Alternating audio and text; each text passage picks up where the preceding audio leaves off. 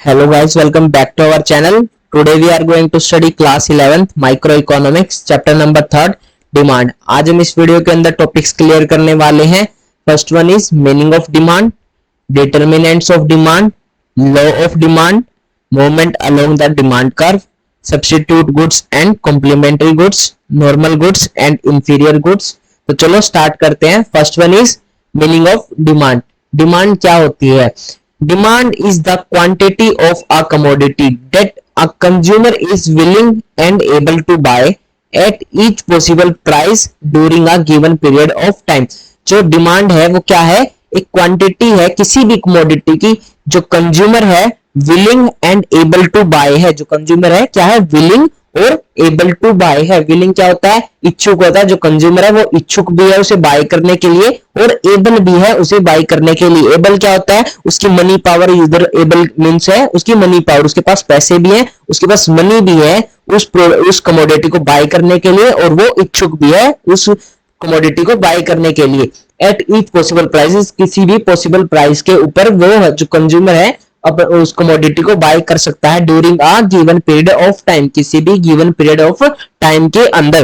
ठीक है. अब इस डेफिनेशन के अंदर हमारे 4 एसेंशियल एलिमेंट्स का यूज हुआ है. वो क्या है? Quantity of commodity, quantity of commodity. Second is willingness to bye.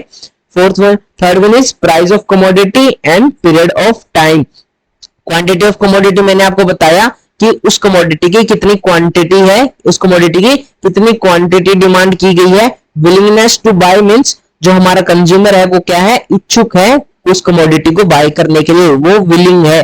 ठीक है. वो जो है उस कमोडिटी को बाय करना चाहता है. ठीक है. प्राइस ऑफ द कमोडिटी, उस कमोडिटी का प्राइस कितना है. और पीरियड ऑफ टाइम मींस किसी भी गिवन पीरियड ऑफ टाइम के अंदर, तो किसी भी गिवन पीरियड ऑफ टाइम के अंदर जो हमारा कंज्यूमर है वो विलिंग और एबल है और वो क्या है? अपने मनी पावर के दम पर क्या वो किसी भी पॉसिबल प्राइस के ऊपर उस कमोडिटी को खरीद सकता है. उसे हम क्या बोलते हैं? डिमांड बोलते हैं. ठीक है. अगर हम इसका एग्जांपल देखें, डिमांड का एग्जांपल देखें तो क्या देख सकते हैं कि हमारे पास 10,000 रुपीज है और मुझे मार्केट से जाके कुछ भी सामान लेके आना, कोई भी कमोडिटी खरीद के लानी है. अगर हमारी वो कमोडिटी 15,000 रुपीज की है तो क्या है? हम उस कमोडिटी को नहीं खरीद सकते. क्यों नहीं खरीद सकते? क्योंकि हम उस कमोडिटी को खरीदने के लिए एबल नहीं है. क्यों? कि हम उस कमोडिटी को खरीदने के लिए एबल नहीं है. लेकिन हम विलिंग तो है बट एबल नहीं है. हम उसको इच्छुक तो है उसे खरीदने के लिए लेकिन एबल नहीं है. क्यों एबल नहीं है? क्योंकि हमारे पास इतनी मनी नहीं है. अगर वही जो कमोडिटी हम लेने के लिए मार्केट गए हैं वही कमोडिटी हमें 5,000 रुपीज की मिलती है तो क्या है? हम उस कमोडिटी को लेने के लिए विलिंग भी है, हम इच्छुक भी है और एबल भी है. क्योंकि हम क्यों एबल है? क्योंकि हमारे पास मनी जो है 10,000 रुपीज है. तो उसे हम क्या बोलते हैं? डिमांड बोलते हैं. तो नेक्स्ट इज हम इसी एग्जांपल के ऊपर से देखते हैं. I want chocolate but I am can't buy. ठीक है. और सेकंड ये इधर क्या लिखा गया? I want chocolate and I can buy it. ठीक है. I want chocolate but I can't buy होगा. सॉरी, आई एम नहीं आएगा इधर, आई कांट बाय. ठीक है. I want chocolate but I can't buy. वो चॉकलेट वो चाहता तो है, वो इच्छुक तो है उसे खरीदने के लिए लेकिन उसके पास क्या है? पैसे नहीं है. वो क्या है? उसके पास पैसे नहीं है तो वो उसे खरीद नहीं सकता है. ठीक है. अगर हम इस के ऊपर देखें तो क्या है? I want chocolate and I can buy it. मैं चॉकलेट चाहता हूं और मैं उसे खरीद सकता हूं. ठीक है. तो ये क्या है? हमारी डिमांड है. ये क्या हमारी डिमांड है? हम एबल भी हैं और हम विलिंग भी हैं किसी कमोडिटी को खरीदने के लिए तो क्या हम उसको क्या बोलते हैं? डिमांड बोलते हैं. ठीक है. नेक्स्ट इज डिमांड जो है वो 2 टाइप के होते हैं, इंडिविजुअल डिमांड और market demand. Individual demand means किसी भी इंडिविजुअल की डिमांड, किसी भी इंडिविजुअल पर्सन की डिमांड, किसी भी एक सिंगल कंज्यूमर की डिमांड को हम क्या बोलते हैं? इंडिविजुअल डिमांड बोलते हैं. और मार्केट डिमांड क्या होती है? सभी इंडिविजुअल डिमांड की अगर हम टोटल कर दे तो हम उसको बोलते हैं मार्केट डिमांड बोलते हैं. या फिर हम सारे नंबर्स ऑफ जितने भी नंबर्स ऑफ पीपल है, जितने भी नंबर्स ऑफ कंज्यूमर है, अगर उनकी डिमांड को टोटल कर दे तो हम उसको क्या बोलते हैं? मार्केट डिमांड बोलते हैं. ठीक है. तो डिमांड को आपको समझ में आ गया. डिमांड के 2 टाइप है, इंडिविजुअल डिमांड और मार्केट डिमांड. अगर हम इसका एग्जांपल लें कि इंडिविजुअल डिमांड क्या होते हैं? इंडिविजुअल डिमांड मींस किसी एक सिंगल कंज्यूमर की डिमांड. अगर मैं मार्केट जाता हूं, अगर मैं सिंगल कंज्यूमर जो मैं मार्केट जाके कोई भी कमोडिटी खरीद के लाता हूं तो क्या उस जो मैं चाहता था, जो मैं विलिंग था और एबल था खरीदने के लिए, तो वो क्या है, इंडिविजुअल डिमांड है, ठीक है, किसी एक कंज्यूमर की डिमांड है। अगर मार्केट डिमांड की हम बात करें तो क्या होगी, हम इन द मास जो क्या होता है, हम होल के ऊपर देखेंगे, हम ज्यादा नंबर के ऊपर देखेंगे, जो हम टोटल जो नंबर्स ऑफ कंज्यूमर है हम उसके ऊपर देखेंगे कि इकोनॉमी के अंदर किस चीज की डिमांड है, हम उसको क्या बोलते हैं, मार्केट डिमांड बोलते हैं, ठीक है। होप आपको समझ में आ गया होगा। Next is determinants of demand.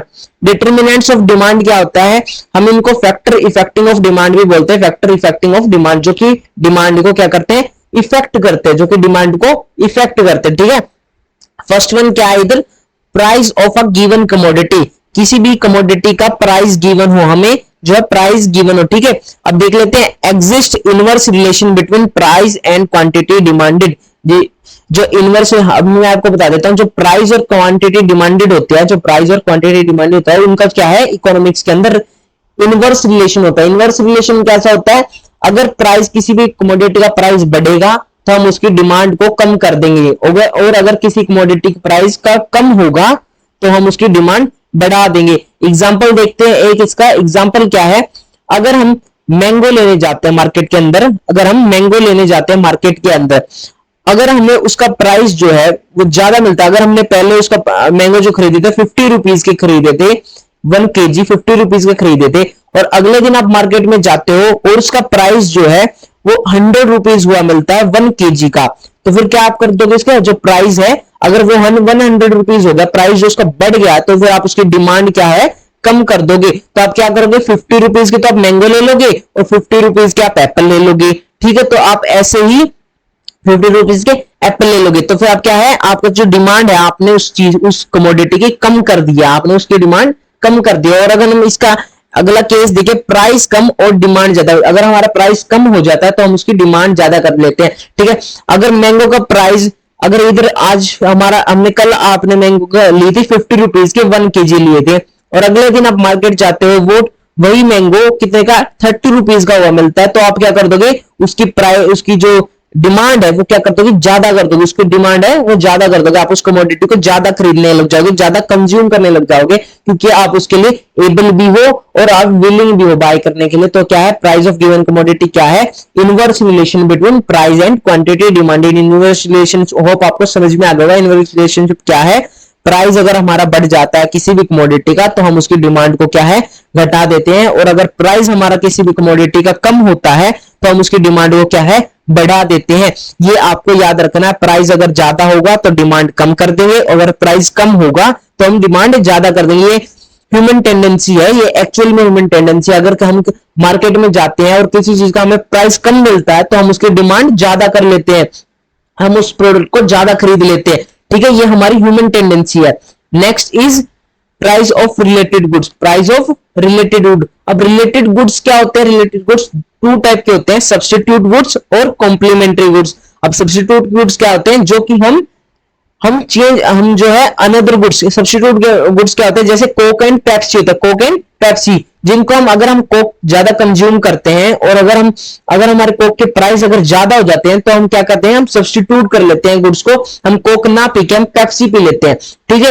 ये एक दूसरे की जैसे फुलफिल कर लेते हैं। जैसे हम, अगर कोक है, अगर कोक और पेप्सी है, अगर कोक का प्राइस जो है 40 रुपीज है और पेप्सी का जो प्राइस है वो 50 रुपीज है, तो फिर हम किसे खरीदेंगे, हम खरीदेंगे कोक को, क्योंकि उसका प्राइस जो है कम है। और ठीक है, अगर हमारा पेप्सी का जो प्राइस है वो अगले दिन कितना रुपीज हो जाए, अगर हमारा पेप्सी का जो प्राइस अगले दिन 30 रुपीज हो जाए, वेयर कोक का जो प्राइस है 40 रुपीज ही रहे, तो हम क्या करेंगे, हम जो हमारा कमोडिटी हम उसको सब्स्टिट्यूट कर लेंगे, हम क्या करेंगे, कोक से 30 रुपीज वाली पेप्सी के ऊपर शिफ्ट हो जाएंगे, तो हम क्या करेंगे, उसको सब्स्टिट्यूट कर देंगे। होप आपको समझ में आ रहा होगा। जो हम जो है, हम क्या करते हैं, प्राइस देख के जाते हैं किसी भी कमोडिटी के ऊपर। हमारा जो सब्स्टिट्यूट गुड्स क्या होते हैं, हम किसी भी गुड्स को चेंज कर सके, क्या कर सके। Next is income of the consumer. Income of the consumer भी हमारे जो डिमांड को क्या करती है, इफेक्ट करती है। इनकम ऑफ द कंज्यूमर को हम कैसे देखते हैं, हम कैसे डिमांड को इफेक्ट करते हैं, वो करते हैं 2 केसेस के अंदर, in case of normal goods और in case of inferior goods. अब नॉर्मल गुड्स और इंफीरियर गुड्स क्या होते हैं, नॉर्मल गुड्स होते हैं हमारे new car, new clothing, new जैसे हमारी वाइन्स होगी, अल्कोहल होगी, जो टेक्नोलॉजिकल इक्विपमेंट्स होते हैं उनको हम क्या बोलते हैं, नॉर्मल गुड्स बोलते हैं। वेयर एज इंफीरियर गुड्स होते हैं हमारी यूज्ड कार, जो हमारी सेकेंड हैंड कार होती है उसे, जैसे हमारी डिस्काउंट क्लोथिंग होगी, डिस्काउंट क्लोथिंग को भी हम क्या कहते हैं, इंफीरियर गुड्स के अंदर ही लेते हैं। हमारा जो फ्रोजन फूड होता है उनको भी हम इंफीरियर गुड्स के अंदर ही लेते हैं। अब इनका इफेक्ट देख लेते हैं जो हमारी डिमांड के ऊपर कैसे पड़ता है। अगर हमारी जो नॉर्मल गुड्स की, अगर हमारी इनकम जो है अगर वो हमारी बढ़ जाए तो हम नॉर्मल गुड्स की क्या है, डिमांड को क्या कर देते हैं, बढ़ा देते हैं। ठीक है, अगर हमारी किसी कंज्यूमर की इनकम बढ़ जाए तो उनकी नॉर्मल गुड्स की क्या कर देता है, डिमांड को बढ़ा देता है। ठीक है, अगर हमारी इनकम क्या है, जो नॉर्मल कंज्यूमर की इनकम कम हो जाए तो वो नॉर्मल गुड्स की जो डिमांड है वो क्या कर देता है, कम कर देता है। अगर आप देखिए, अगर हमारी इनकम बढ़ेगी तो हम क्या कर देंगे, नॉर्मल गुड्स का जो है, जो हम कंजम्पशन है वो क्या कर देंगे, उसकी जो डिमांड है वो उसको हम क्या कर देंगे, ज्यादा कर देंगे। अगर हमारी इनकम बढ़ी तो हम चाहेंगे कि हम न्यू कार खरीदे, न्यू क्लोथिंग खरीदे, तो क्या है, उसकी डिमांड क्या हुई है, बढ़ी है। अगर हमारी जो इनकम है वो कम हो जाती है तो हमें इनका क्या करना पड़ेगा, इनकी डिमांड जो है कम करनी पड़ेगी, बिकॉज ऑफ द इनकम हमारी जो है कम हो गई है। ठीक है, वेयर इंफीरियर गुड्स के अंदर क्या होता है, हमारी जो इनकम है, अगर हमारी इनकम बढ़ेगी तो हम इनकी क्या करते हैं, डिमांड कम कर देंगे। डिमांड कम करते हैं, डिमांड क्यों कम कर देंगे, क्योंकि हम जो है, अगर हमारी इनकम बढ़ी तो हम न्यू क्लोथिंग के ऊपर जाएंगे, हम डिस्काउंटेड क्लॉथ क्यों खरीदेंगे। अगर हमारी इनकम ज्यादा हो गई है तो हम क्या करेंगे, न्यू क्लोथिंग खरीदेंगे। हम क्या करेंगे, कैन जो फ्रोजन फूड की जगह क्या है, हम किसी रेस्टोरेंट के अंदर जाके खाना खाएंगे तो क्या होगी, हमारी जो इनकी फ्रोजन फूड की क्या डिमांड जो है कम हो जाएगी। ठीक है, वेराज इनकम अगर हमारी कम हो जाती है तो हमारी जो इंफीरियर गुड्स की डिमांड क्या है, बढ़ जाएगी, क्योंकि हमारी इनकम जो है कम हो गई है। तो हम फ्रोजन फूड्स, डिस्काउंटेड क्लोथिंग्स और यूज्ड कार्स का क्या है, डिमांड क्या करते हैं, बढ़ा देंगे। अगर अब हमारे जो इनकम और डिमांड का नॉर्मल गुड्स के अंदर कैसा रिलेशन होता है, डायरेक्ट रिलेशन होता है। जो हमारी इनकम और डिमांड का कैसा रिलेशन होता है, नॉर्मल गुड्स के अंदर डायरेक्ट रिलेशन होता है। अगर हमारी इनकम बढ़ेगी तो हमारी डिमांड भी क्या होगी, बढ़ेगी। अगर हमारी इनकम कम होगी तो हमारी डिमांड भी क्या हो जाएगी, कम हो जाएगी। इंफीरियर गुड्स के अंदर जो हमारा रिलेशन होता है इनकम और डिमांड का, कैसा होता है, इनवर्स रिलेशन होता है। अगर हमारी इनकम जो है बढ़ेगी तो हमारी डिमांड क्या होगी, कम हो जाएगी। और अगर हमारी डिमांड जो है, अगर हमारी जो इनकम है वो कम हो जाती है तो हमारी डिमांड क्या होगी, बढ़ जाएगी। होप आपको ये समझ में आ गया होगा कि हमारी जो इनकम ऑफ कंज्यूमर है वो कैसे इफेक्ट करते हैं डिमांड को। ठीक है, नेक्स्ट डिटरमिनेंट देख लेते हैं। Next is taste and preference. Taste and preference कैसे है, जो हमारे जो कंज्यूमर का जो टेस्ट है और उसकी जो प्रेफरेंस है वो भी क्या करते हैं, डिमांड को क्या करते हैं, इफेक्ट करती है। They include changes in fashion, custom, habits etcetera. They include, इसके अंदर क्या क्या इंक्लूड होता है, फैशन भी इंक्लूड होता है, कस्टम्स जो कस्टमाइज क्लोथिंग होते हैं, कस्टम्स जो होते हैं उसको भी हम इंक्लूड करते हैं, और हैबिट को भी इंक्लूड करते हैं किसी कंज्यूमर की टेस्ट एंड प्रेफरेंस के अंदर। ठीक है, if a commodity is in fashion और it is preferred by the consumer then demand of such commodity rises. अगर जो कमोडिटी है, फैशनेबल कमोडिटी है, जो कि फैशन है, वो हम देखते हैं कि विंटर के अंदर कैसा फैशन जो हमारा हमारा हर साल जो फैशन चेंज होता रहता है।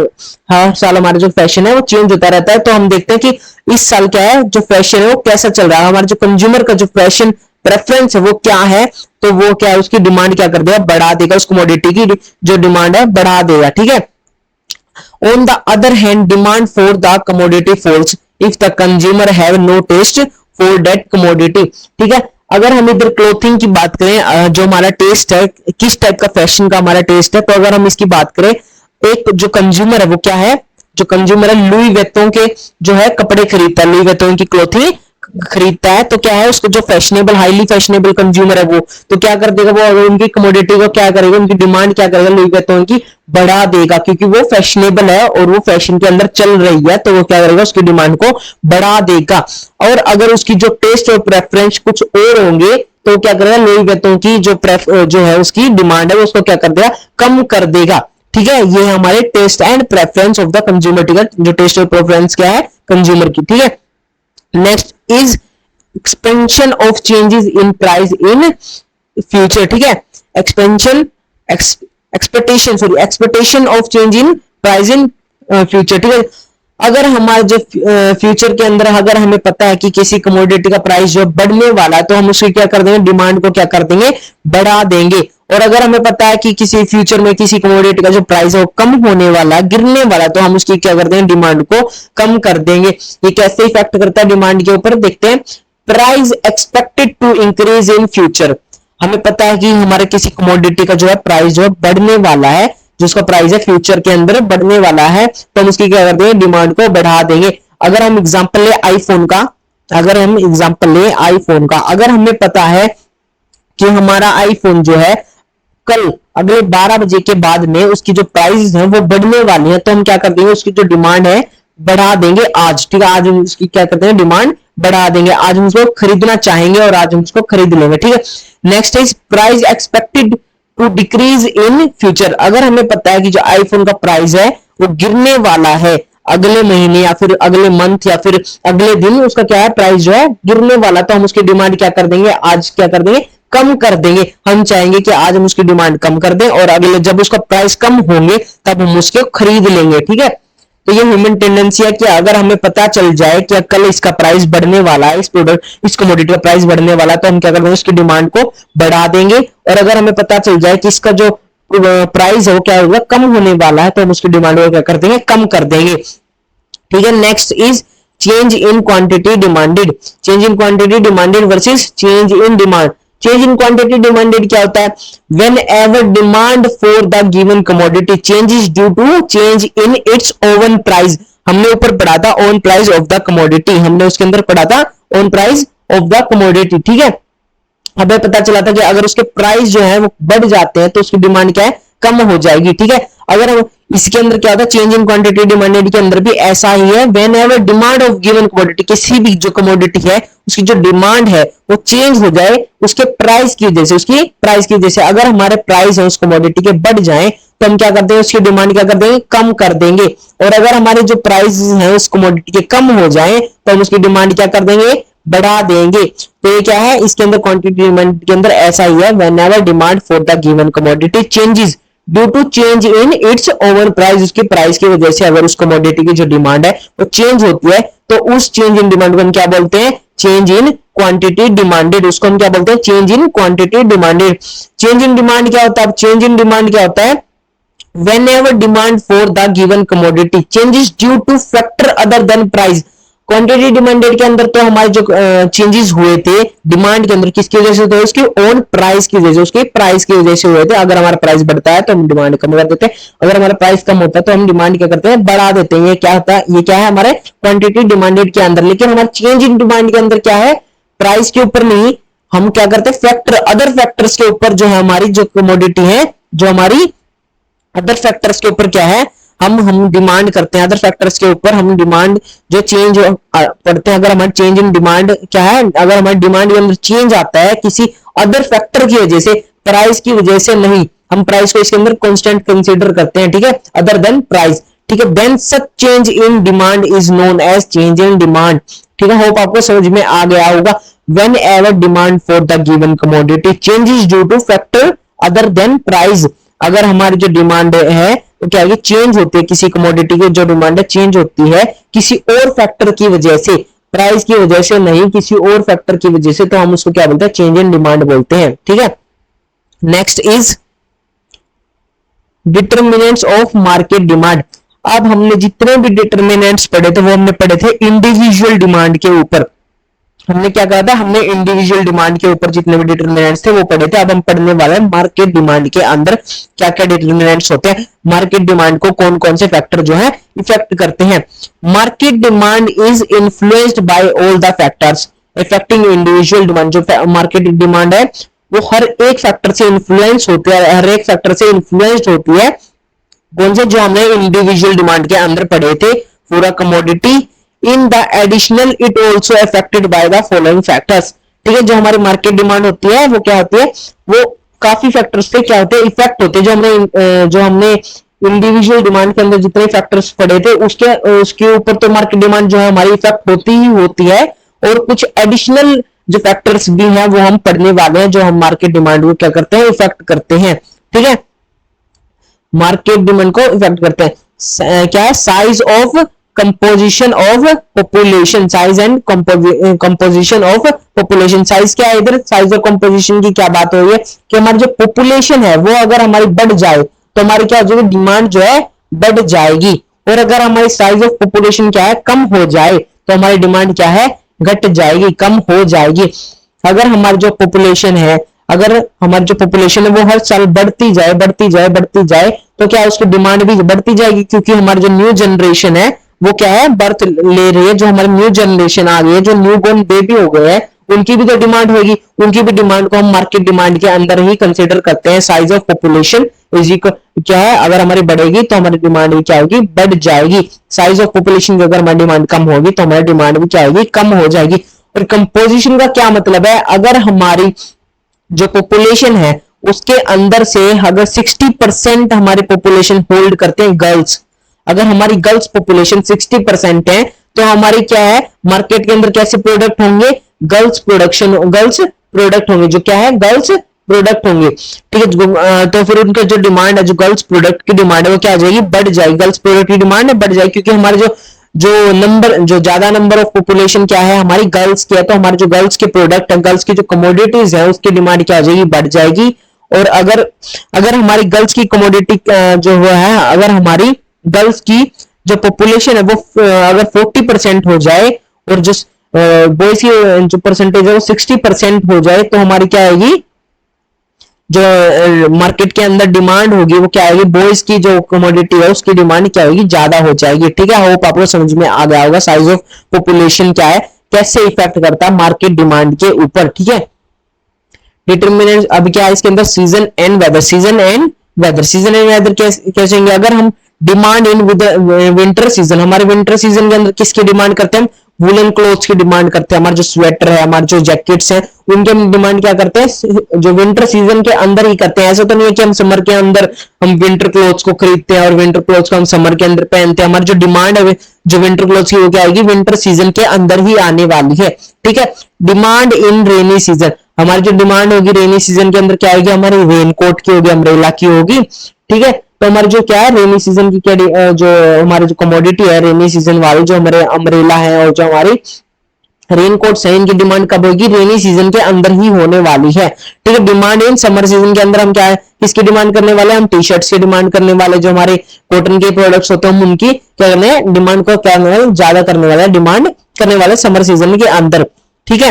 होप आपको समझ में आ गया होगा। सीजन एंड वेदर भी हमारे जो मार्केट क्या है डिमांड को क्या करता है, इफेक्ट करता है। अगर हम मार्केट के अंदर जाते हैं समर के अंदर तो हमें जो मार्केट के अंदर जो हमारे कपड़े मिलेंगे तो क्या मिलेंगे, वो समर के ही मिलने वाले हैं, हमें ऐसा नहीं कि हमें विंटर के कपड़े मिल जाएंगे, ठीक है। वो एक्सेप्शन होता है कि कोई बंदा जो विंटर के क्लोथ समर के अंदर खरीद लेता है ताकि उसको कम चीप रेट्स पे मिल जाए, वो हमारे एक्सेप्शन है, हम उसको कंसिडर नहीं करने वाले इकोनॉमिक्स के अंदर, ठीक है। हम कंसिडर करने वाले एक नेचुरल जो एक ह्यूमन रैशनल कंज्यूमर है हम उसको कंसिडर करने वाला है, ठीक है। डिमांड इन विंटर सीजन के अंदर क्या है, हम वुलन क्लॉथ्स की डिमांड को ज्यादा कर देंगे, तो क्या हमारे मार्केट के अंदर कैसे प्रोडक्ट मिलेंगे, हमें वुलन के ही जो कमोडिटी है विंटर के अंदर वही मिलने वाली है, ठीक है।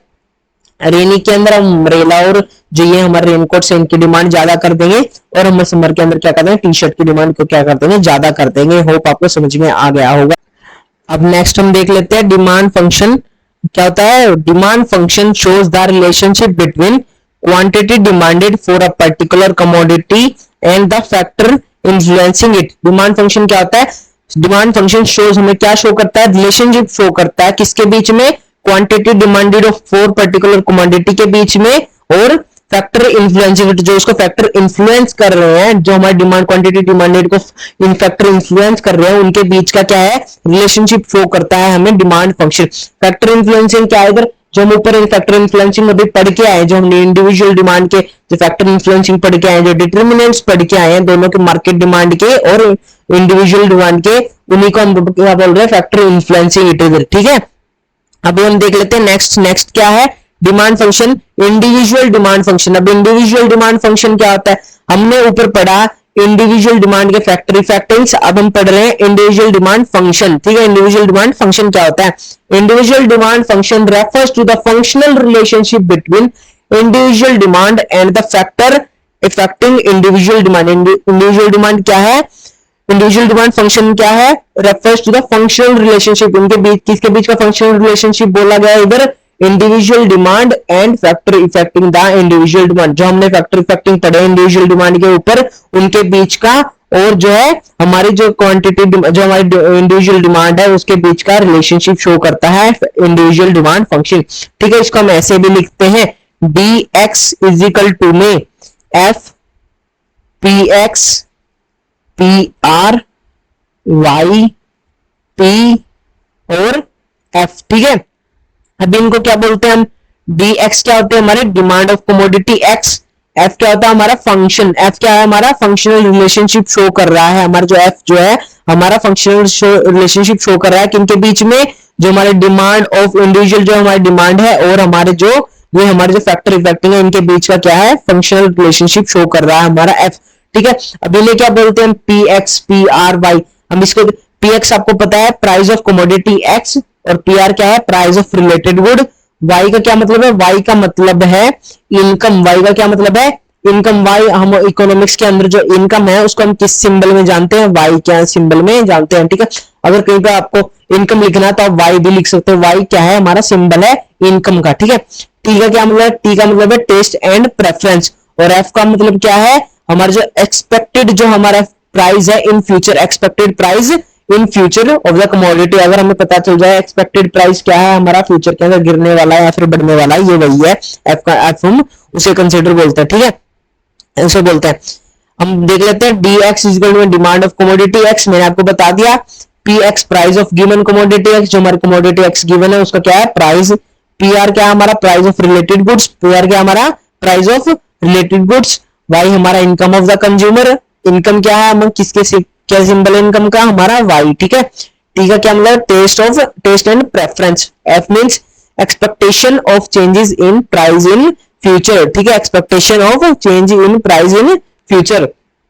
अब देख लेते हैं मार्केट डिमांड फंक्शन क्या है, मार्केट डिमांड फंक्शन क्या है, market demand function refers to the functional relationship between market demand and the factors affecting market demand. ठीक है, मार्केट डिमांड फंक्शन क्या है, फंक्शनल रिलेशनशिप बिटवीन है, किनके बीच का फंक्शनल रिलेशनशिप है, मार्केट डिमांड का और उसके जो फैक्टर इफेक्टिंग है मार्केट डिमांड को जो हम फैक्टर इफेक्ट करते हैं उनके बीच का रिलेशनशिप है। ठीक है, देख लेते हैं इधर, इसको हम ऐसे भी लिखते हैं डी एक्स और जो एफ है, एफ क्या हमारा फंक्शनल रिलेशनशिप है, किनके बीच का रिलेशन शो कर रहा है हमारा जो डिमांड ऑफ कमोडिटी एक्स है और जो हमारे ये सारे फैक्टर इफेक्टिंग है इनके बीच का क्या है फंक्शनल रिलेशनशिप शो कर रहा है। ठीक है, पी एक्स क्या है price of commodity X, P R आपको पता है price of related good, Y mean income of consumer, T mean taste and preference, F means F क्या बताया था मैंने आपको expected price change in price of commodity in future, जो हमारा एक्सपेक्टेड प्राइस है जो चेंज होने वाला है फ्यूचर के अंदर उसको हम जानते हैं एफ से डिनोट करते हैं। ठीक है, ये पी ओ एस और डी है ये हमारे न्यू है, ये हमारे मार्केट फंक्शन के अंदर जो एडिशनल जो हमने पढ़े थे ये वो है। ठीक है, इनका भी देख लेते हैं, इनको क्या है हमने देखा एफ हमने देख लिया, पी क्या हमारा size of composition of population. ठीक है, जो हमारा साइज और जो कंपोजिशन है पॉपुलेशन का वो हमने पढ़ा था ऊपर। ठीक है, डी का क्या मतलब है इधर डिस्ट्रीब्यूशन ऑफ इनकम, जो कंज्यूमर की इनकम है उसको क्या है डिस्ट्रीब्यूट करना।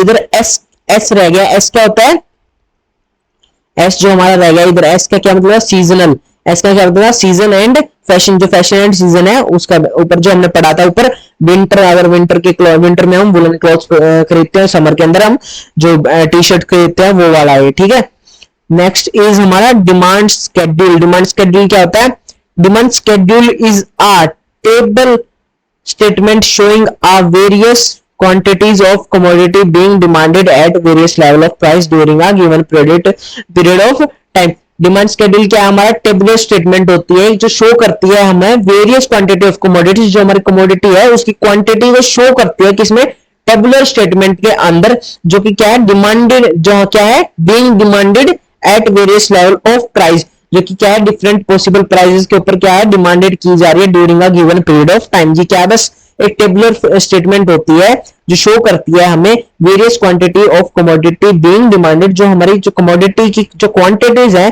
जो हमें डिमांडेड हो, जो हमें डिमांड में है अभी वेरियस लेवल ऑफ प्राइसेस के ऊपर, जो कि various level of price possible prices के ऊपर डिमांड में है। ठीक है, गिवन पीरियड ऑफ टाइम के अंदर। इनको हम देख लेते हैं। हमारा जो प्राइस है 54321, ठीक है। जो हमारी quantity demanded of commodity x है इन यूनिट्स क्या है 1 2 3 4 5। अभी हमने क्या पढ़ा था, हमने पढ़ा था इंडिविजुअल डिमांड शेड्यूल है। इंडिविजुअल डिमांड शेड्यूल के अंदर हमने क्या पढ़ा था, हमारा जो प्राइस है अगर वो बढ़ता है तो हमारी जो क्या है डिमांड जो है कम होने लग जाएगी, और अगर हमारा प्राइस जो है कम हो जाता है तो हमारी जो डिमांड है वो क्या हो जाएगी, बढ़ जाएगी। अब इसके अंदर क्या है, हमारा जो प्राइस है कम होता जा रहा है, 5 4 3 2 1 कम होता जा रहा है, तो हमारी डिमांड क्या है, बढ़ती जा रही है 1 2 3 4 5, ठीक है। जो हमारी डिमांड है वो क्या हो रही है, इंक्रीज हो रही है। हमारी जो डिमांड है वो क्या हो रही है, इंक्रीज हो रही है। क्यों इंक्रीज हो रही है, क्योंकि हमारा जो प्राइस है कमोडिटी का वो क्या हो रहा है, गिरता जा रहा है, ठीक है। ये इंडिविजुअल डिमांड शेड्यूल का है जो शेड्यूल है, ठीक है। Next is market demand schedule. अगर हम देखें प्राइस हमने देख लिया 5 4 3 2 1, हमारा जो प्राइस है वो क्या रहा है, डाउनवर्ड है। जो हमारा प्राइस है वो गिरता जा रहा है।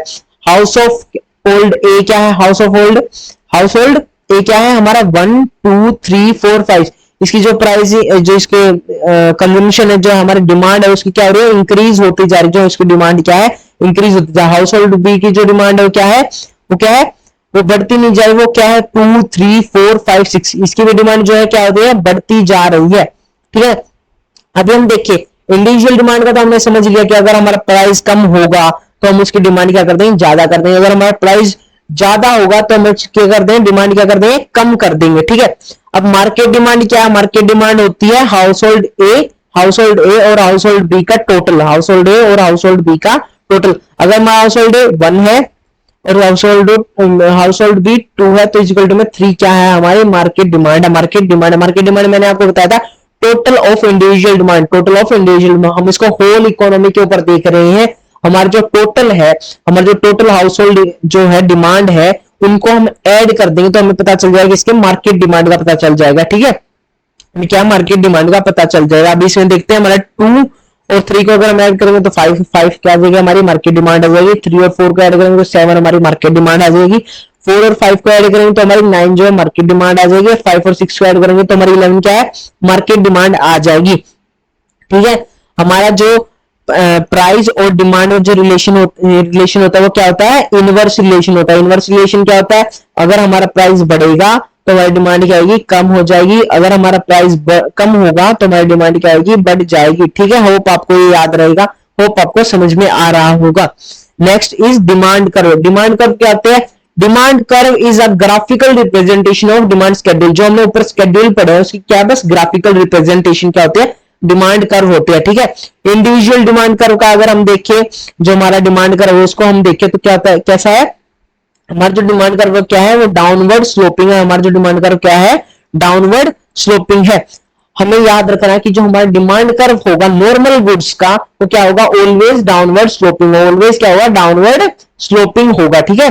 अभी हम देखते हैं इसके अंदर क्या है, जैसे कि हमारा जो प्राइस हो क्या होता जा रहा है, कम होता जा रहा है। 5 4 3 2 1 हमारा जो प्राइस जो है कम होता जा रहा है। हमारी जो क्वांटिटी डिमांडेड वो क्या होती जा रही है, हमारी बढ़ती जा रही है, बढ़ती जा रही है। 1 2 3 4 5 हमने स्केड्यूल के अंदर देखा, अगर हमारा प्राइस जो 5 है तो हम कितनी डिमांड कर रहे हैं, हम किसी क्वांटिटी की डिमांड, 1 क्वांटिटी की डिमांड कर रहे हैं। अगर हमारा प्राइस 4 हो जाता है, कम हो जाता है, तो हम किसकी कितनी डिमांड करते हैं, 2 की डिमांड कर देते हैं। अगर हमारा प्राइस जो 3 पे हो जाता है तो हमारी क्वांटिटी डिमांडेड कितनी हो जाती है, 3 पे हो जाती है। अगर हमारा प्राइस जो 2 पे हो जाता है तो हमारी क्वांटिटी डिमांडेड 4 होते जा रहे हैं। कहने का मतलब है अगर हमारा प्राइस कम होता जा रहा है तो हमारी डिमांड क्या है, बढ़ती जा रही है।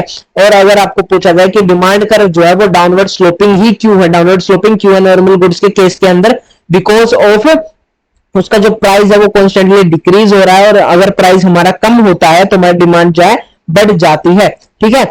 आपको समझ में आ गया होगा, P Q R S T ये हमारे पॉइंट्स हैं, ठीक है।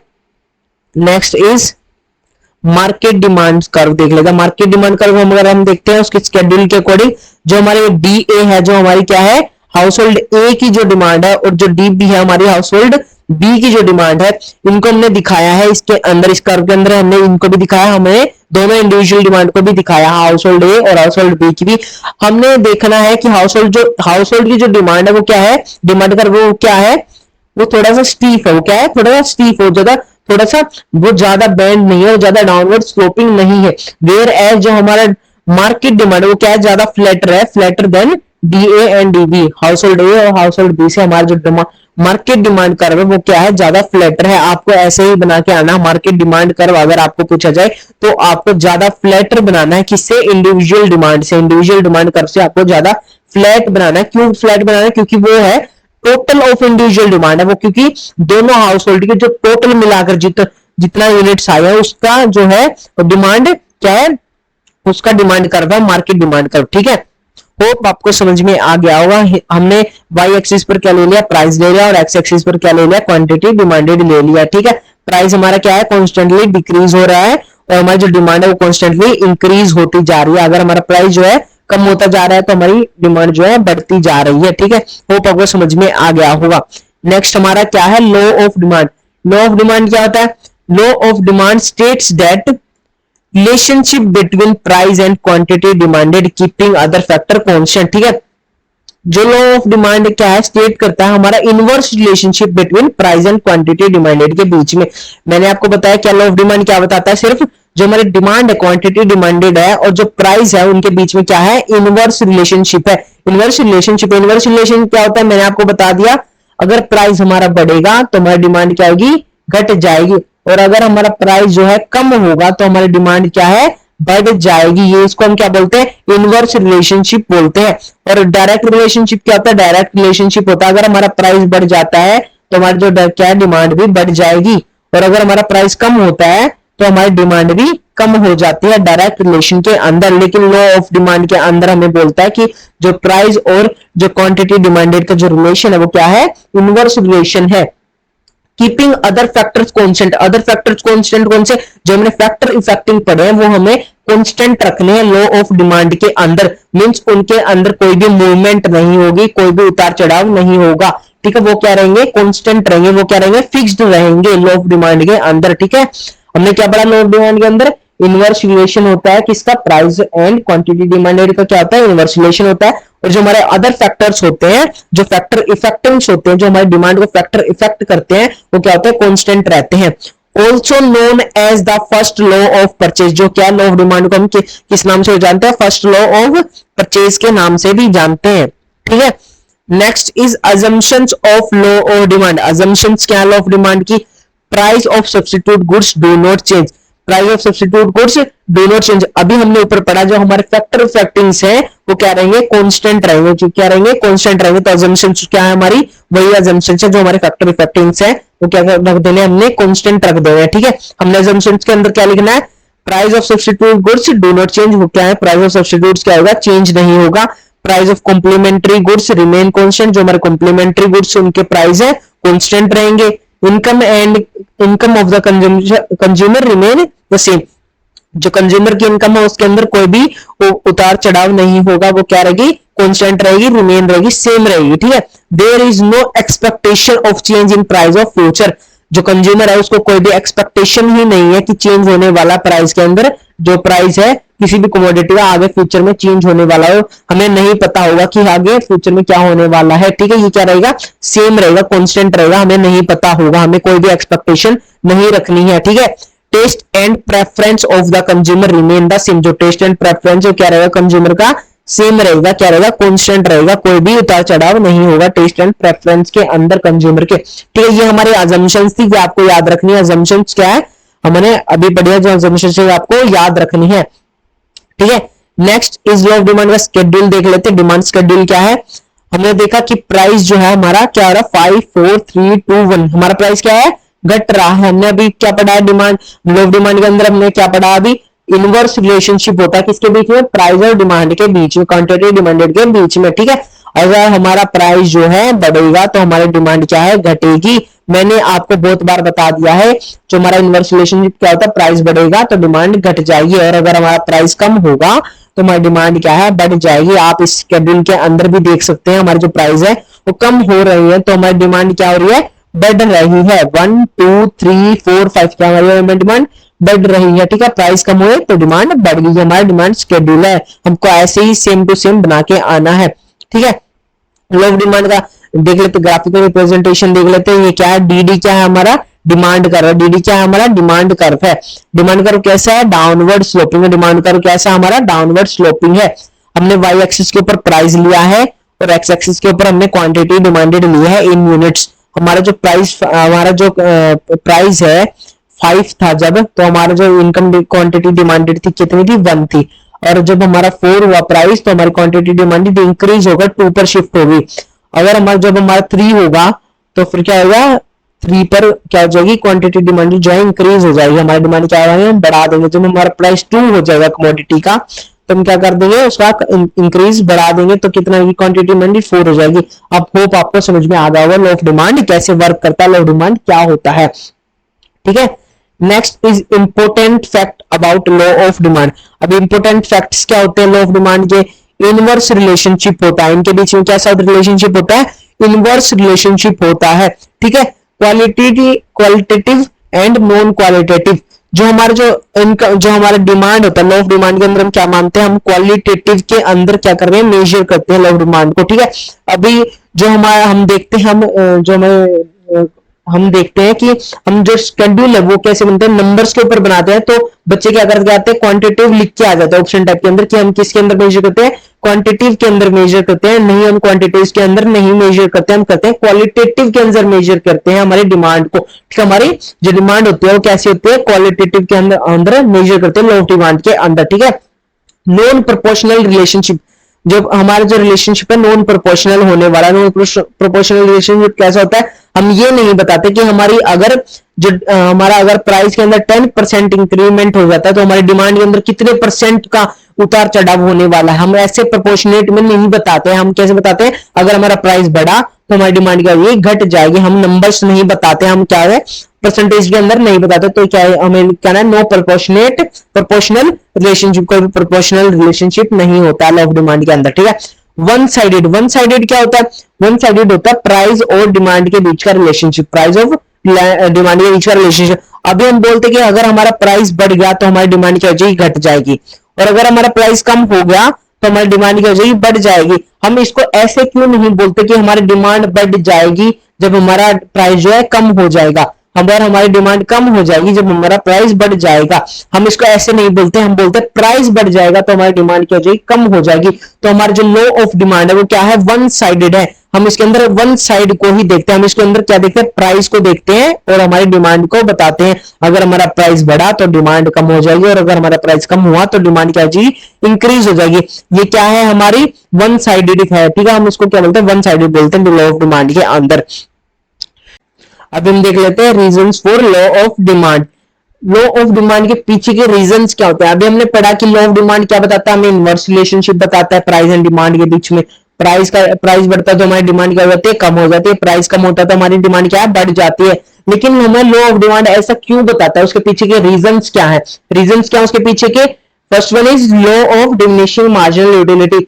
इसे हमने सेकंड चैप्टर के अंदर भी पढ़ा था, कंज्यूमर इक्विलिब्रियम वाले चैप्टर के अंदर। इसके अंदर भी देख लेते हैं। Law of diminishing marginal utility होता है, हम जितना कमोडिटी को कंज्यूम करते जाएंगे, हम जितना कमोडिटी को मोर एंड मोर यूनिट्स की कंज्यूम करते जाएंगे, तो उससे हमें जो यूटिलिटी प्रोवाइड हो रही है, यूटिलिटी जो हमें ड्राइव हो रही है, वो क्या होनी स्टार्ट हो जाएगी, डिक्रीज होना स्टार्ट हो जाएगी। उससे हमें जो सेटिस्फेक्शन मिल रहा था वो हमारा क्या हो जाएगा, डिक्रीज होना स्टार्ट हो जाएगा।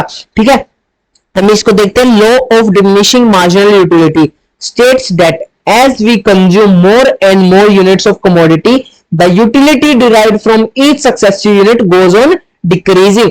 जो हमारा जो लॉ ऑफ यूटिलिटी क्या है, क्या बताता है हमें, अगर हम जितना कंजम्पशन जो है ज्यादा से ज्यादा करने लग जाएं, किसी भी कमोडिटी का ज्यादा से ज्यादा करने लग जाएं, तो हमारी जो यूटिलिटी डिराइव हो रही थी उस कमोडिटी से, वो क्या होने लग जाएगी, डिक्रीज होना स्टार्ट हो जाएगी।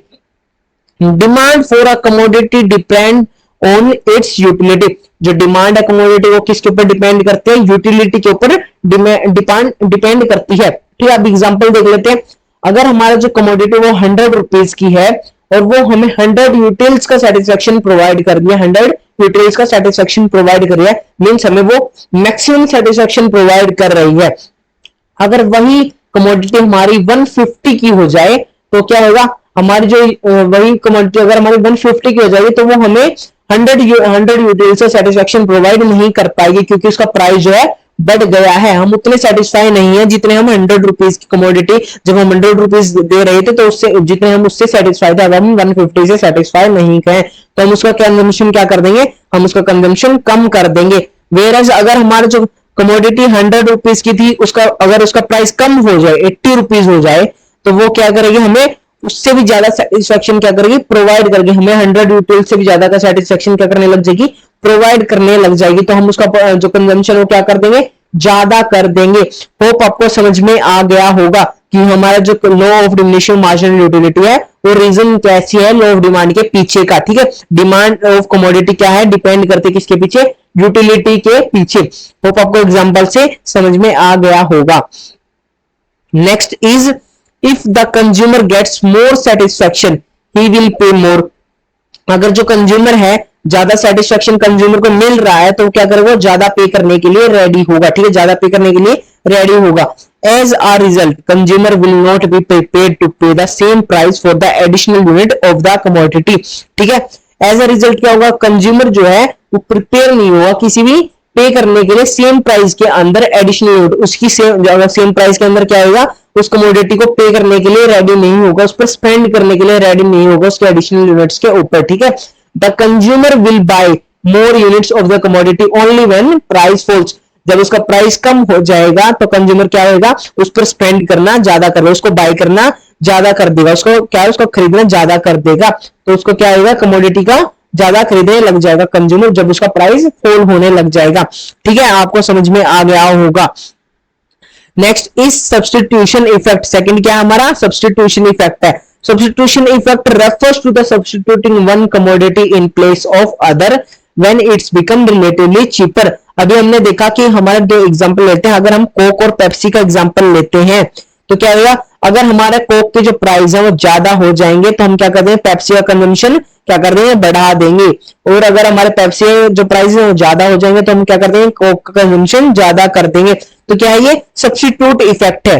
ठीक है, when price of a given commodity falls it become relatively cheaper as a compare to its substitute. ठीक है, अगर हमारी गिवन कमोडिटी जो है उसके प्राइस क्या है, जो कम हो जाए, अगर हम मान लेते हैं जो हमारी गिवन कमोडिटी क्या है, कोक है, अगर इसके प्राइस कम हो जाते हैं, अगर इसके प्राइस कम हो जाते हैं तो फिर क्या होगा, हमारा जो सब्स्टिट्यूट गुड्स है, जो हमारा पेप्सी है, जो हमारा पेप्सी है उसके क्या होंगे, उसका जो डिमांड है वो क्या होने लग जाएगी, कम होने लग जाएगी।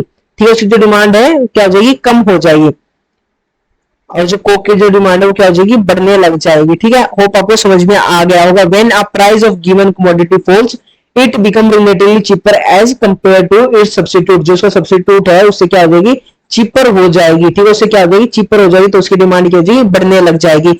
As a result of given commodity rises as a demand for given commodity. जो हमारी गिवन कमोडिटी क्या है, कोक है, उसकी जो डिमांड है क्या लग जाएगी, बढ़ने लग जाएगी। होप आपको समझ में आ गया होगा सब्स्टिट्यूट इफेक्ट क्या होता है। ठीक है, अगर हम अपना नेक्स्ट देखें तो नेक्स्ट क्या है, next is income effect. Income effect कैसे, क्या इनकम इफेक्ट क्या रीजन है जो लॉ ऑफ डिमांड के पीछे है। थर्ड हमारा income effect. Income effect refers to effect on demand when real income of the consumer changes due to change in price of given commodity। अभी हमने इसके अंदर वर्ड आया है रियल इनकम। रियल इनकम क्या होती है हमारी, अगर हमारी मंथली इनकम 10,000 रुपीज है तो ये क्या हमारी मंथली इनकम 10,000 रुपीज, तो ये हमारी क्या है, एक्चुअल इनकम है। अगर हम इसको क्या बोलते हैं, एक्चुअल इनकम बोलते हैं। लेकिन हम रियल इनकम किसको बोलते हैं, हम इसको कितने रुपीज, अगर हम मान ले कि हम 10,000 रुपीज मंथली कमाते हैं और हम जो एप्पल खरीदने जाए मार्केट के अंदर, अगर हम एप्पल खरीदने जाए मार्केट के अंदर तो हम 10,000 रुपीज की कितनी एप्पल खरीद सकते हैं, हम बहुत सारे एप्पल खरीद सकते हैं। हम इसको एग्जांपल क्या कर देते हैं, थोड़ा सा छोटा कर देते हैं। अगर हम इस एग्जांपल को थोड़ा सा छोटा माने, अगर हम माने कि हमारी जो मंथली इनकम है वो हमारी 1,000 रुपीज है, अगर हमारी मंथली इनकम जो है 1,000 रुपीज है और एक एप्पल का जो प्राइस है वो क्या है, 500 रुपए। एक एप्पल का प्राइस क्या है, 500 रुपए। इतना होता नहीं है बट हम मान लेते हैं एक एप्पल का प्राइस कितना है, 500 रुपए। तो हम 1,000 के अंदर हम कितनी एप्पल खरीद पाएंगे, हम कितनी एप्पल खरीद पाएंगे, हम 2 एप्पल्स को खरीद पाएंगे, हम 2 एप्पल्स को खरीद पाएंगे। ठीक है, अगर हमारे जो एप्पल का प्राइस है वो कितना हो जाए, इंक्रीज हो जाए, अगर हमारे एप्पल का जो प्राइस है वो इंक्रीज हो जाए 500 से 700 रुपीज हो जाए, तो हम कितने एप्पल्स को खरीद पाएंगे? हम ओनली 1 एप्पल को खरीद पाएंगे। हमें 300 का कुछ और खरीदना पड़ेगा। हम कितने एप्पल को कंज्यूम कर पाएंगे? 1 एप्पल को कंज्यूम कर पाएंगे। तो ये क्या है? हमारी रियल इनकम है। अगर हमारा जो कमोडिटी का प्राइस है वो इंक्रीज हो जाता है और उससे हमें जो रियल इनकम के अंदर जो हमारा क्या है इफेक्ट पड़ता है, हमारे जो डिमांड के ऊपर इफेक्ट पड़ता है, वो हमारे क्या है? रियल इनकम का इफेक्ट पड़ता है। ठीक है, हमें रियल इनकम आपको होप आपको समझ में आ गई होगी। अगर हमारा जो एप्पल का प्राइस है वो 500 से 250 हो जाए, 250 हो जाए, तो हम कितने एप्पल को खरीद पाएंगे? हम 4 एप्पल्स को खरीद पाएंगे। ठीक है, हम पहले 2 एप्पल्स को कंज्यूम कर रहे थे, अब हम 4 एप्पल्स को खरीद पाएंगे। ये क्या? हमारी जो मंथली इनकम है उसके अंदर कोई इंक्रीमेंट नहीं हुआ है, बस हमारी जो कमोडिटी है उसके अंदर प्राइस और इंक्रीज और कम हो रहा है, वो हमारी क्या है? रियल इनकम को शो करता है। Real income of the consumer changes due to change in price of given commodity. ठीक है, होप आपको समझ में आ गया होगा। When price of given commodity falls, जब हमारे प्राइस है गिवन कमोडिटी वो क्या गिरने लग जाए, it increases the purchasing power of the consumer. हमने अभी देखा कि अगर हमारे एप्पल का जो प्राइस है 250 हो जाए, तो हमारे जो कंज्यूमर की जो है इनकम है, रियल इनकम है, वो क्या कर देगा? उसको इंक्रीज कर देगा। जो रियल इनकम है उसको इंक्रीज कर देगा, वो जितना वो ज्यादा कंज्यूम कर पाएगा। ठीक है, अगर हम अगला देखें तो as a result he can purchase more of given commodity with the same money of income. वो 1000 रुपए से ही ज्यादा कमोडिटी को खरीद पाएगा। अभी अगर प्राइस 500 रुपीज था तो कितनी खरीद पा रहा था? ओनली 2 एप्पल्स को खरीद पा रहा था। बट अगर जो हमारा कमोडिटी गिवन कमोडिटी एप्पल है उसका प्राइस कम हो गया, 250 होगा, तो वो कितनी खरीद पा रहा है? अब 4 कमोडिटी को खरीद पा रहा है। तो क्या होगा? वो स्पेंड ज्यादा करेगा, वो परचेज क्या करेगा? ज्यादा करेगा। ठीक है, इसी को हम इनकम इफेक्ट बोलते हैं। ठीक है, next is additional customer. Additional customer कौन होते हैं? अभी हम देखते हैं कि अगर हमारा कमोडिटी का जो प्राइस है वो कम हो जाए, किसी भी कमोडिटी का जो प्राइस है वो कम हो जाए, जो पहले उस कमोडिटी को परचेज नहीं कर पाते थे, जो उनके बजट से बाहर होती थी, अब वो उसे परचेज कर पा रहे हैं क्योंकि कमोडिटी का जो प्राइस है वो कम हो गया है। तो क्या है? When price of commodity falls many new consumers who were not in position to buy it earlier, जो कंज्यूमर थे जो उसको पोजीशन में नहीं थे उसे बाय करने के लिए, उसके बजट के अंदर नहीं था, due to its high price, because उसका जो प्राइस था कमोडिटी का वो क्या था? हाई था। स्टार्ट परचेजिंग इट, अब उसके क्या करने लग जाएंगे? परचेज करना स्टार्ट कर देंगे। कमोडिटी का अगर प्राइस कम होता है तो हमारे जो न्यू एडिशनल कस्टमर्स हैं वो भी आने लग जाते हैं, जो उसको पहले परचेज नहीं कर पाते थे। क्यों? क्योंकि उसका हाई प्राइस था। बट अगर लो प्राइस हो गया, उसका डिक्रीज हो गया है प्राइस, तो क्या न्यू कस्टमर भी आने लग जाएंगे, जो अब उसको जो अब उसके बजट के अंदर फिट होता है वो उसको और कंज्यूम करने लग जाएंगे। ठीक है, यही है एडिशनल कंज्यूमर। ठीक है, next is different user. Different user कौन होते हैं? Some commodities like milk, electricity etcetera have several uses, some of which are more important than other. ठीक है, अभी हम देखते हैं, अगर हम मिल्क के अल्टरनेटिव्स देखें तो क्या है? पनीर हो गया, खीर हो गया, दही हो गया, लस्सी हो गया, बहुत सारे अल्टरनेटिव्स है। अभी इंपोर्टेंट क्या है हमारे? अगर हम इंपोर्टेंस देखें तो हमारे इंपोर्टेंट क्या है? लस्सी है और उसका पनीर है। ठीक है, अगर हम इंपोर्टेंट के अंदर देखें तो अगर हम उनको इंपोर्टेंट मान ले तो ठीक है। अभी हम देखते हैं कि हमारे इंपोर्टेंट मेनली है पनीर और लस्सी को अगर हम इंपोर्टेंट मान लेते हैं, ठीक है, एक बारी के लिए मान लेते हैं, तो क्या होगा? उसकी जो सेवरल यूजेस है, ठीक है, some of which are more important, जो कि हमारे जो मोर इंपोर्टेंट है, ठीक है, पनीर और लस्सी। ठीक है, when price of such goods increases it used to get restricted the most of important goods purpose and demand for less important uses। अगर हमारा मिल्क का जो प्राइस है वो बढ़ जाए, तो हम किसकी डिमांड करेंगे?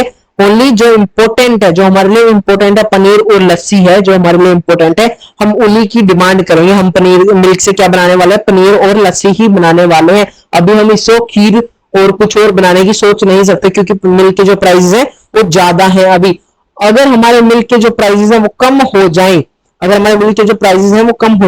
हम मिल्क को ज्यादा परचेज करने लग जाएं बिकॉज उसके जो प्राइस है कम हो गए हैं, तो हम उसके जो डिफरेंट यूजेस हैं, और अभी हम खीर भी बनाएंगे, अभी उसके और भी कुछ मिल्क के जो प्रोडक्ट्स होते हैं उसको भी बनाना स्टार्ट कर देंगे, उसको भी कंज्यूम करना स्टार्ट कर देंगे क्योंकि हमारा जो मिल्क का प्राइस है वो कम हो गया है। ये डिफरेंट यूजेस हमें क्या शो करता है? अगर हमारे मिल्क का प्राइस ज्यादा हो जाए तो हम जो ओनली इंपोर्टेंट चीजेस है, जो इंपोर्टेंट चीज है कर्ड, पनीर, लस्सी है, हम उन्हीं को ज्यादा कंज्यूम करेंगे, उन्हीं को ज्यादा बनाएंगे। अगर हमारा मिल्क का प्राइस कम हो जाए तो हम क्या है, जिसके डिफरेंट यूजेस है सारों का हम ट्राई करने लग जाएंगे। खीर को भी बनाएंगे एक बार के लिए, एक बार पनीर को भी बनाएंगे, एक बार लस्सी को भी बनाएंगे। ये हमको शो करता है। ठीक है, नेक्स्ट इज गिवन गुड्स। ये क्या है, हमारा गिवन गुड्स क्या है, हमारी एक्सेप्शंस है, exceptions of to law of demand.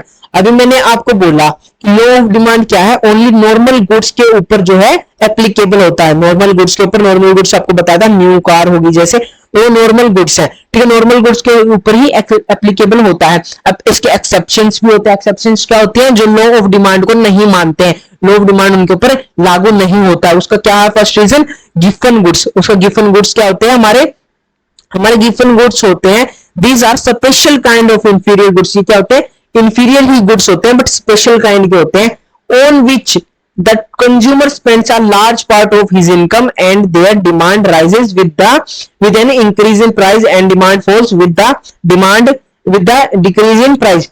ये क्या है, हमारे जो प्राइस अगर बढ़ेंगे तो हम इनकी डिमांड क्या कर देंगे, बढ़ा देंगे, और अगर हमारे जो प्राइस है कम हो जाएंगे तो हम इनकी डिमांड जो है घटा देंगे। हमने लॉ ऑफ डिमांड के अंदर पढ़ा था कि इनवर्स रिलेशन होता है, लेकिन यहाँ पर तो कैसा रिलेशन है, यहाँ पर तो डायरेक्ट रिलेशन हो रहा है। अगर हमारा प्राइस कम हो रहा है तो हम डिमांड भी कम कर रहे हैं। इसके एग्जांपल देख लेते हैं। गिवन गुड्स के एग्जांपल क्या होते हैं, गिवन गुड्स के एग्जांपल होते हैं हमारे ब्रेड। हम ब्रेड को गिवन गुड्स के अंदर ही मानते हैं। सोल्ट, हम सोल्ट को भी गिवन गुड्स के अंदर ही मानते हैं। राइस को गिवन गुड्स के अंदर मानते हैं। हमारा जो इसके अंदर तीन जो की पॉइंट्स हैं जिन्हें हम गिवन गुड्स मान सकते हैं, अगर हमारे तीन पॉइंट पता हो तो।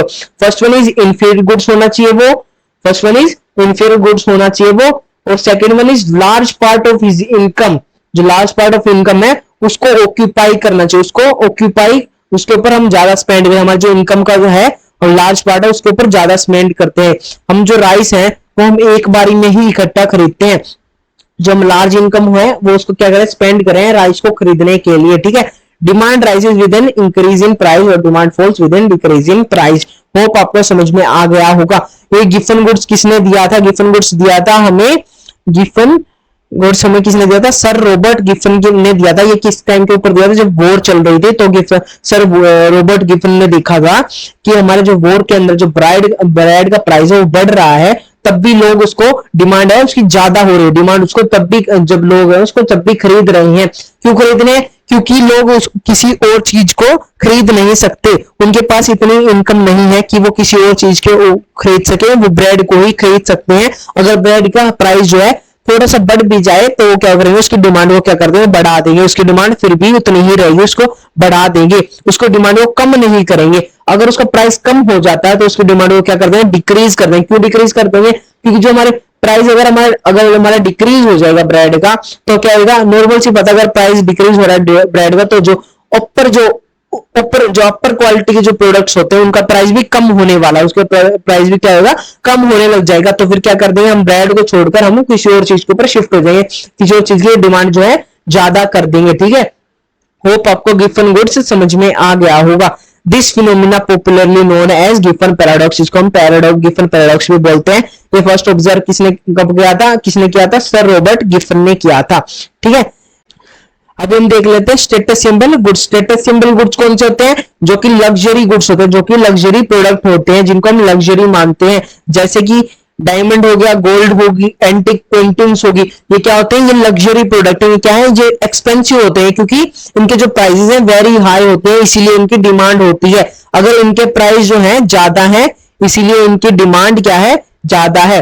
तो क्या होगा, ये डायरेक्ट रिलेशनशिप होगा, तो क्या होगा, एक एक्सेप्शन बन जाता है लॉ ऑफ डिमांड के लिए, क्योंकि लॉ ऑफ डिमांड क्या बताता है, हमें इनवर्स रिलेशनशिप बताता है इन दोनों के बीच में। लेकिन यहाँ पर क्या है, डायरेक्ट रिलेशन है, तो क्या है, ये एक एक्सेप्शन है लॉ ऑफ डिमांड की। Such goods are demanded only because their prices are very high. ये प्रोडक्ट्स जो होते हैं इनकी डिमांड ही क्यों होती है मार्केट के अंदर, क्योंकि इनके जो प्राइसेस है ज्यादा होते हैं। अगर इनके प्राइसेस कम हो जाए तो इनकी डिमांड भी क्या होने वाली है, कम हो जाएगी। होप आपको समझ में आ गया होगा। Next is fear of shortage. Fear of shortage क्या है, हमने फियर ऑफ शॉर्टेज देखा है कोरोना टाइम के अंदर। कोरोना टाइम के अंदर जो ऑक्सीजन टैंक्स हैं वो क्या हो गई थी, उनकी शॉर्टेज हो गई थी। तो क्या है, लोग क्या हुए, उनके प्राइस अगर ज्यादा भी हैं तो लोग उनको प्राइस देने रेडी है पे करने के लिए। अगर वो प्राइस बढ़ जाते, हमने देखा कि जो ऑक्सीजन टैंक्स है उनके क्या प्राइस बढ़ गए थे, तो क्या वो फिर भी उनकी डिमांड जो है घटी नहीं, उनकी डिमांड क्या है बढ़ रही थी, उनकी डिमांड क्या है बढ़ रही थी। लोग रेडी थे प्राइस हाई प्राइस पे करने के लिए भी। तो क्या ये एक फियर ऑफ शॉर्टेज है, ये भी एक एक्सेप्शन है, क्योंकि ये भी एक डायरेक्ट रिलेशनशिप हो जाता है प्राइस और डिमांड के बीच के अंदर, ठीक है। If the consumer expect a shortage or scarcity of particular commodity in the near future, then they would start buying more and more commodity in the current period even if their price are high।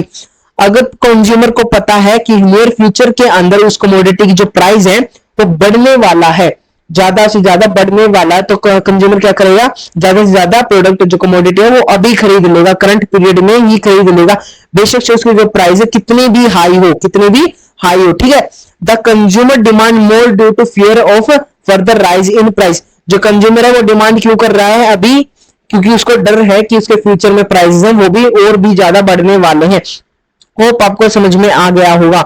Next is ignorance. Ignorance क्या होते हैं, जो consumer क्या है, consumer को market rate के बारे में ही नहीं पता हो, किसी भी कमोडिटी के बारे में।